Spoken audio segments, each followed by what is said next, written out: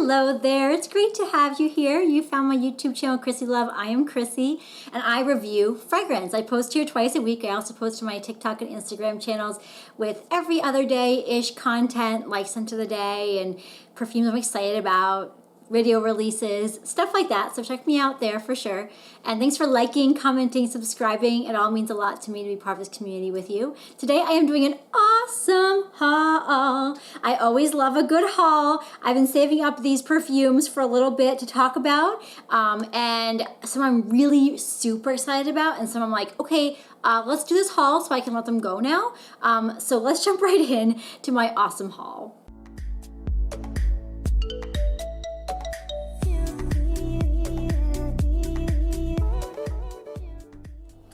First off, it's kind of an oddball one, I'll be honest. And by the way, I have 10 perfumes, so grab a drink because I'll be here for a little while. And that is Aeropostale's Bethany Mota. And so this came out in 2014. It is not released anymore. God, this juice is so dark. It must have been sitting here forever.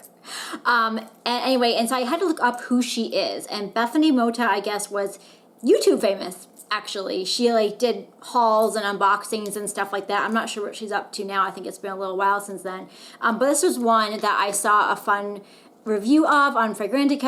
I found it on Mercari and for cheap, and I was like, you know, how bad can it be? I think for a lot of people, they bought it out of nostalgia because it's like an older perfume now. For me, it was not nostalgic. I've never actually worn this as a kid or anything like that. But in any case, though, Bethany Mota from Aeropostale. The top notes are white peach, red berries, and bergamot. The middle notes are cotton candy, praline, and strawberry, and base notes are vanilla, woody notes, and musk. And on first spray on my skin, it's really just like a sponge sugary, kind of slightly musky scent. It's like very straightforward. And the dry down, unfortunately, it turns into a sugary, nondescript mess. So very Aeropostale. I don't know what I was really expecting, honestly, from a celebrity perfume at Aeropostale from 2014. I mean, the deck was stacked against me to begin with, to be honest.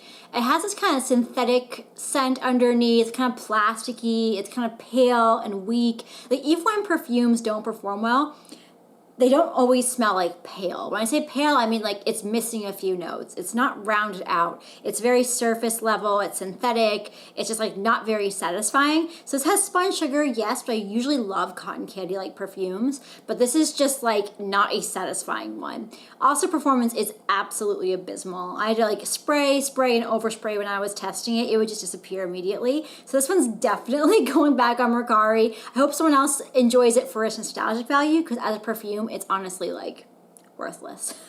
Sorry to say. That's harsh, but it's true. So yeah, that is Bethany Mota by Aeropostale. This next one I had pretty high hopes for because I love the Van Cleef & Arpels Collection Extraordinary collection. I have a couple of their scents. I have Rose Rouge and Orchidee Vanille, and I'm just in love with them. So this is Bois d'Iris, Bois de Riz, maybe you pronounce it. It has notes of iris, driftwood, vanilla, incense, myrrh, sugar, amber, ambergris, vetiver, and French labdanum. And on my skin at first spray, it smells like old cedar planks. Like, it's very realistic. It smells like I'm on like an old boat or something. And then the dry down, it's like this powdery cedar type scent. It's kind of odd. Like, it's kind of smoky, but it's not really pleasing or like interesting. Yeah, it's really weird. And it has this weird plasticky note to it too. Like, I'm wondering if I have like a bad batch or something. Like, this is like not a decant, but like a, you know, travel size someone sold of it, a company created of it. It could even be Sempered, I'm not sure. But yeah, this one is just really not good. So let me know if you've tried this scent. I mean, I'm really confused as to why it sucks so much, because I usually love these scents from Van Cleef & Arpels. Anyway, so that is Van Cleef & Arpels Bois de Riz. Next, I have Bath & Body Works Midnight Pomegranate, which is an eau de toilette. And the top notes are pomegranate, cinnamon, blackberry, nutmeg, anise, and citrus. The middle notes are raspberry, blueberry, jasmine, iris, and cassia. And base notes are tobacco, vanilla, patchouli, sandalwood, and musk. So by all accounts, a more complex Bath & Body Works perfume than you're used to seeing.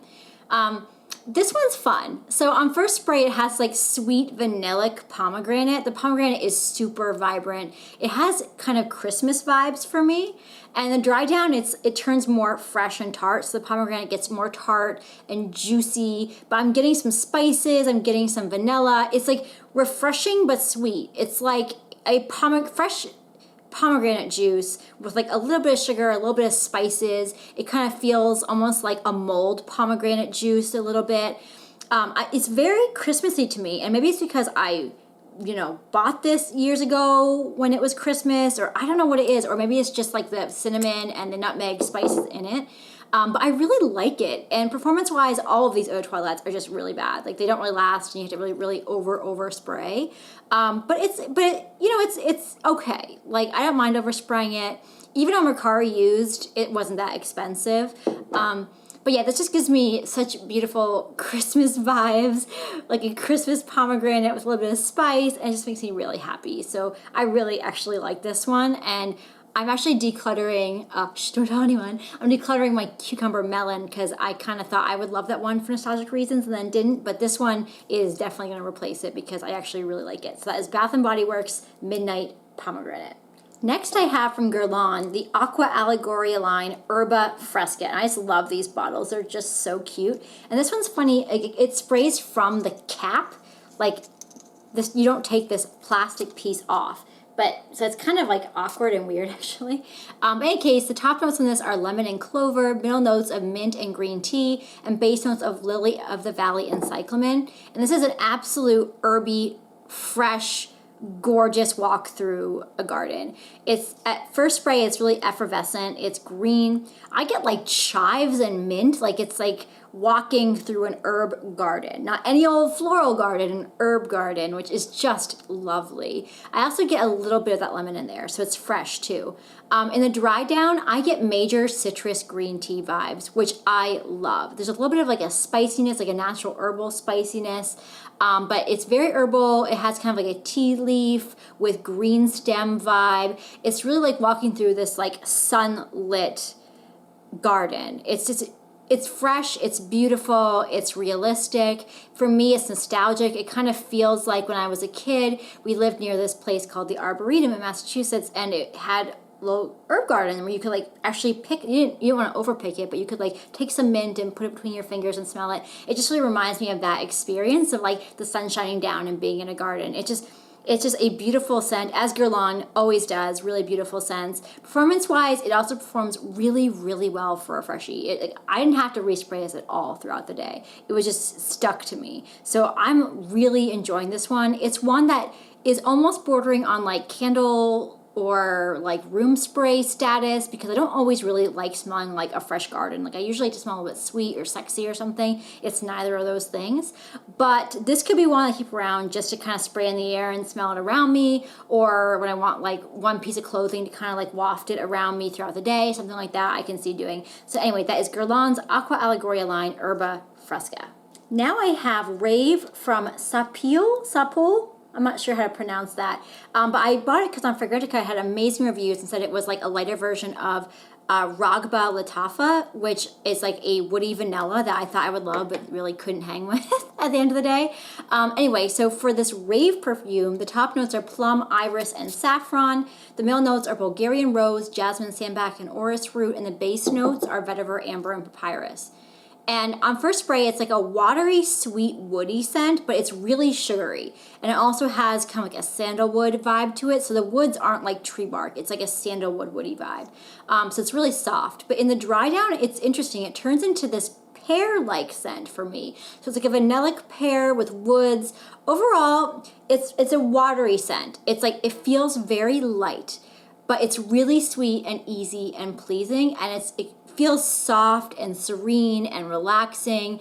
Performance-wise, though, it has pretty good longevity. It really did stick to my skin, but the projection is where it fails. It does not project very far at all. It's really hard to overspray this. Like, you could overspray, you also need to, like, probably respray it later.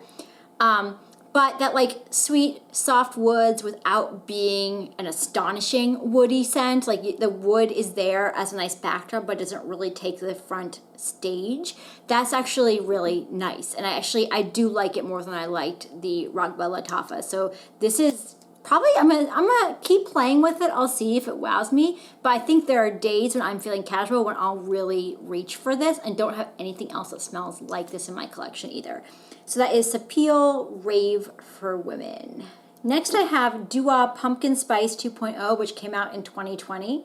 And this has notes of cinnamon, pimento, nutmeg, clove, whipped cream, sugar, milk, bourbon vanilla, hazelnut, ginger, pumpkin, coffee, CO2 extracts, labdanum, and benzoin. I'm afraid to spray this because it's so strong already. So on my skin, it's, you know what, like through and through, there's no like intro and dry down or whatever. This is pumpkin spice. I'm not gonna, delay. Like, it is legit pumpkin spice, like Starbucks coffee pumpkin spice, like candle pumpkin spice, air freshener pumpkin spice. This is intensely pumpkin spice. I don't know what else I could say about it. Like, just imagine like the most pumpkin spiciest candle you can possibly imagine, and this is it. To me, it's honestly unwearable as a perfume. It's just too strong. It's absolute beast mode performance. It will overtake you with the scent. And I just don't think I really want to smell like a candle scent that much. I like smelling it, but I don't know if I want to smell like it all day. So it does smell good though. Let me say, it smells like the buttery crust and like all the spices, a little bit, spiciness. It smells like fall. It smells like Thanksgiving. It is just decadent and gourmand and delicious, and I do love it. But I'm just trying to figure out if I'm actually going to wear it or not. That's the real question. So we'll see about that. But that is Dua's Pumpkin Spice 2.0. Next up is Extreme Epice, so Extreme Spice, from Urban Outfitters and their Gourmand collection. And I just love collecting these guys because they're pretty inexpensive, even though some are discontinued and used. They're still pretty inexpensive, and they smell good. Like, they're nothing special, but they smell good. Anyway, this is supposed to have notes of cinnamon, spiced latte, and toasted coconut. But what I get is like very caramelic, vanillic, like kind of like a pastry. It smells like a caramel tart or something like that. Performance-wise, it is decent. It does stick to my skin for most of the day, but it has very poor projection, so I have to like spray it on my hair, my clothes, and everything. Now, the only issue with this one is it smells very similar to Chai Epice, which I have owned for a while now, and I've used a little bit, but not a ton.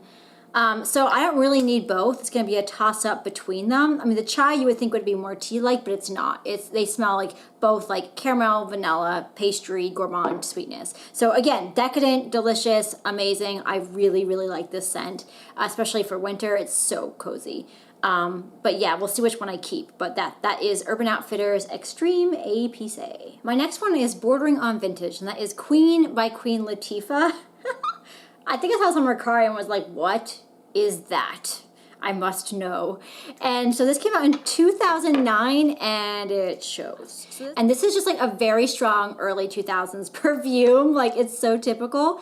On my skin at first, it's like a sultry amber with licorice. So like really strong on the licorice. And the dry down is just like this obnoxious smell. It's like spicy, musky, root beer-like with like, I thought of it as like clove, like that very boozy. It's really great performance though. Like, it does last and project amazingly, but I might just use this up just to like, give it the fair try. It's just a little like small size bottle anyway.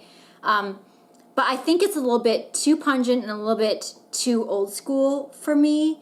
Like, not full on vintage, but just too early 2000s for me, if anyone knows what I'm talking about. It's just a little bit too spicy and musky and kind of like obnoxious. But I know that a lot of people do like it. On Fragrantica, it had some really good reviews, so I don't think it's like a crap perfume or anything. I think it's just a little bit too strong for me. But you know what? It's a powerhouse perfume. I can see a lot of powerful ladies wearing this, and that is Queen by Queen Latifah. Next is one I have heard so many good things about, and that is Zara's Rose Marshmallow Candy, which is from the Joe Loves line. It's the Zara Emotions collection. Has notes of vanilla, marshmallow, and blood orange.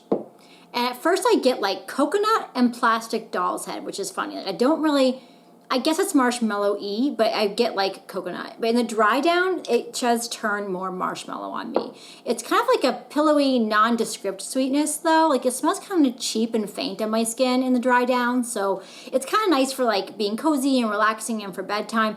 Performance-wise, it's just very poor. It doesn't really project, it doesn't really last. Yeah, it's one that just honestly is just all fluff. It's just not really that much going on. It doesn't really develop. It doesn't turn into anything too spectacular or nuanced. Yeah, it's weird. Like I wish it was more like a sweet marshmallow, but it's really odd. Like it's kind of like a synthetic marshmallow. Like it's something that's just, I don't know. It doesn't smell right. It doesn't smell like a really realistic gourmand experience. It smells like a knockoff or something. Maybe it's florals. Like, I don't know what that is. Like it just doesn't have like it's just not good. Yeah, so this one just really didn't work for me, unfortunately. I was so excited about it because I do love marshmallow perfumes, but I think this just is not my girl. So that is Zara's Rose Marshmallow Candy.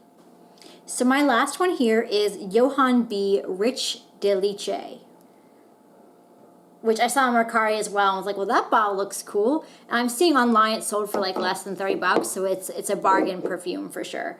And the top notes are pear and black currant. The heart notes are iris, jasmine, and orange blossom. And the base notes are patchouli, tonka bean, vanilla, and praline. So right up my alley.